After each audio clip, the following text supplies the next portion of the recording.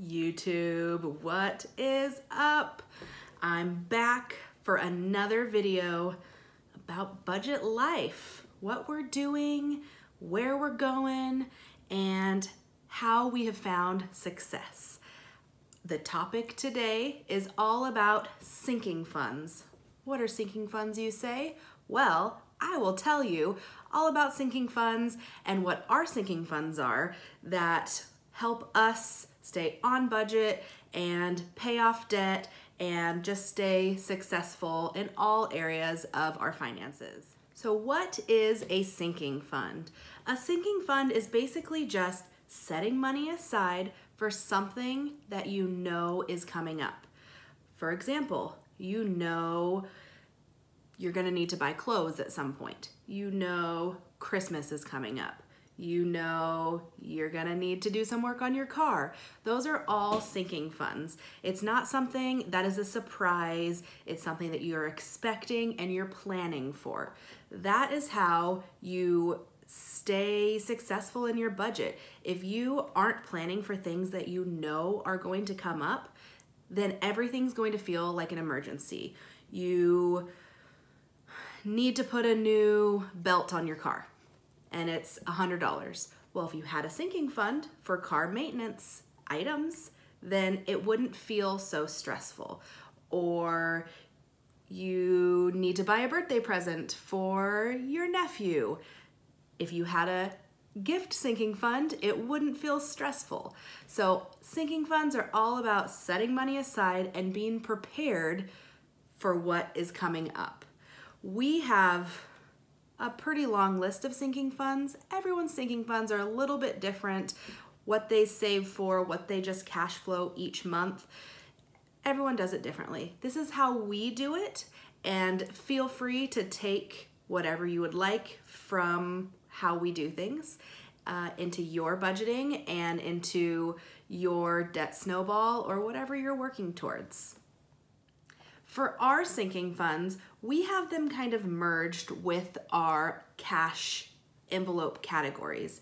We don't separate them just because it's what works for us. It's all kind of together, and sometimes if we need a little bit more in one area, we'll take from another sinking fund, and that's the beauty of the budget. So we have all of our cash envelopes and sinking funds in our cash envelope folder, and keep them all in there and keep track of them each month. Every time we do our budget, we check how much we have in here, and that is how we decide how much we need for the month. The total does not stay the same each month. If we have, let's say, $20 left over in car maintenance, then we'll put $20 less in the next month. So in turn, that $20 will end up going to debt. I get that question a lot about if we have extra in our sinking funds, do we put it to debt? Not directly, but yes, if that makes sense. So we just put less in our sinking fund the following month, and then it ends up going to debt. That is how we determine how much to put in each category. I'll go through the categories and talk about how we use them, what kinds of things we buy within that category, and remember, it's kind of merged with our cash envelopes as well. So the first one in here is groceries. That's more of a cash envelope category because we use it every month. But groceries, pretty self-explanatory. That is for food.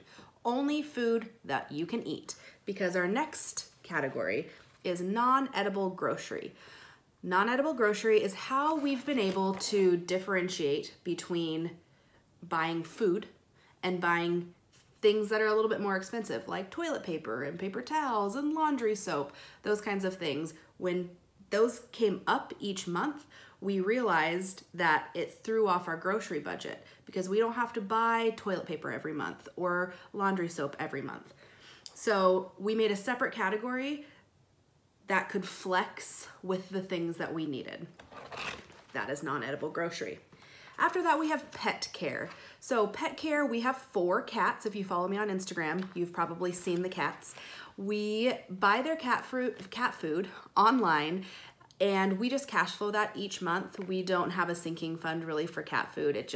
We schedule our cat food delivery around payday. That's how we do the food, but then we have to buy litter and it's usually just litter, other accessories. That is what the pet care envelope is for. We have restaurant, which always stays empty. It looks like there's 20 in there, but there's not. It always stays empty because we could spend way too much money at restaurants. We have a different category called miscellaneous that we use as kind of our blow money, some people call it, or our personal money, and it's just merged. So we call it miscellaneous. It's a checking account that we both have debit cards for, and that's how we do things like going out to eat or going to get coffee.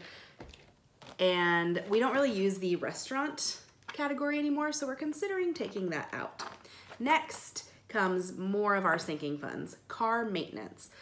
Car maintenance is what we use for if we need new tires, or if we need oil for the car, or if we need air filters. I don't know what Aaron does. He does all that. He decides how much we need in car maintenance each month because he knows where we're at and what we're going to need.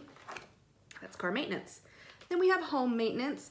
We don't typically keep a ton in home maintenance, but when things come up like we need to put grass seed down or we're planting the garden, those kinds of things we account for in home maintenance. Next is gifts. Gifts is pretty self-explanatory. If we have a birthday coming up or an anniversary, or we just want to get a gift for somebody for being our friend, we put that in gifts. When we know something is coming up, for example, this weekend I have 3 birthdays for 3 of my nieces and nephews. We've been planning for that for a little while, been stocking it in the gift category until it's time to go shopping. That's gift. Next is clothing. Clothing is something that we just kind of put a little bit in each month because when we decide we need new pants or new shoes, or I discovered I had a hole in a shirt, then we have that money set aside and we don't have to wait until we get paid next. I think right now we have nothing in clothing. It's empty because we went shopping last month and spent it all. Then we have Christmas. So Christmas, by the way, is not an emergency. You know Christmas is coming every year. It's not a surprise when it happens. So it should be a sinking fund that you save money for each month. With that being said, we procrastinated big time on Christmas this year. We did not start setting money aside for Christmas until September. Whoops. Not really whoops, it wasn't an accident. We intentionally did that because we're so close to the end of our snowball and we just want to be done. But it kind of kicked us in the butt because now we have to make up for all of the lost time. So right now, we don't have very much for Christmas, but we'll get there. Finally is a category we call upcoming expenses, and that's just things that pop up each month that we either want to plan for or doesn't fit into a category. For example, Aaron's going on a camping trip. That doesn't really fit into any category, and so we put that into upcoming expenses and have that category kind of broken down so we know what that money is designated for. And it changes each month. So there we have it, our cash envelopes and sinking funds. So I just finished filming this entire video and I realized that I forgot to mention our gas money. So if the picture looks weird, I don't know how it's gonna look. It's because I'm filming this after the fact because I totally forgot to mention gas money. I forgot to mention it because we don't pay for gas with cash.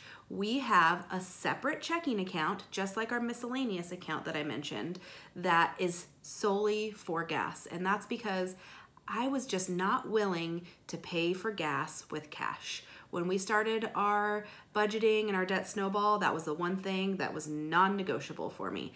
We needed to find a way to pay for gas with a debit card.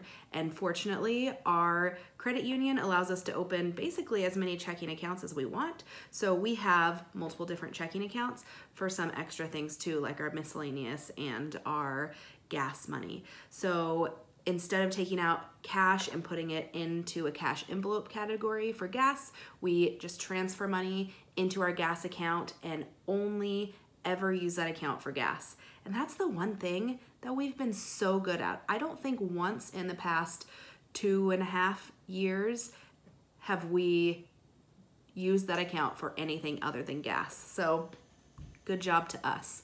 That is how we do gas. I knew that question was going to come up and I was kicking myself for not remembering that.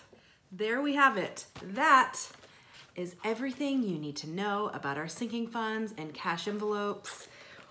We got them filled for the month. Ooh, look at that cash. And we are ready to rock and roll. We will put a little bit back in around the 15th when Aaron gets paid next, but really we fill these for the most part at the beginning of the month, and that lasts us except for a little bit in grocery and some other expenses that come up. Hopefully that was informative and helpful and maybe helps you get some sinking funds set up as well. Remember to subscribe right here so you get the hookup on all of my videos I post on YouTube. Follow me over on Instagram where I post in my story all the time. I post more frequent updates and you can see a little bit more of our life. Follow me on Facebook as well. It's about the same stuff, but still it's Facebook and Facebook's pretty cool. And I will see you next time.